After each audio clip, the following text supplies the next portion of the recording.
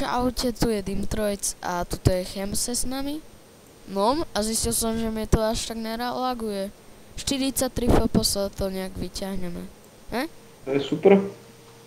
Kokos, ja som teraz zistil, že mi to nelaguje. Lol. Dobre, To je dobře. takže... A ja, že nebudem natáčať hry, takže teraz vidíte divákov, že mi to úplne plynule ide. A to je docela dobré. Ja som teraz úplne potešený, kam si spadol. Do nějaké díry. A je tu uhlí.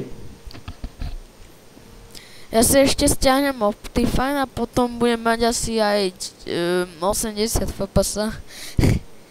Lol. To by bylo super. Jo. On Chceš to stáhnout teďka? Ne. Však teď tí základy ideme. No ja hovorím teraz po česky, ale ja mám slovenských divákov. Ja už mám YouTube.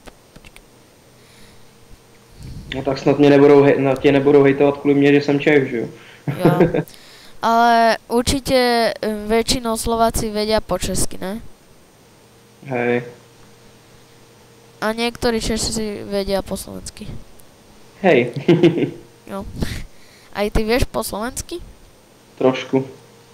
A ja trošku po česky. Takže taký let's play, no. Teda. Hlavně nebude mluvit maďarsky, ne? Počkej.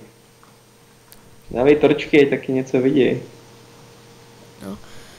Čekej, ja to teď strihnu, jo?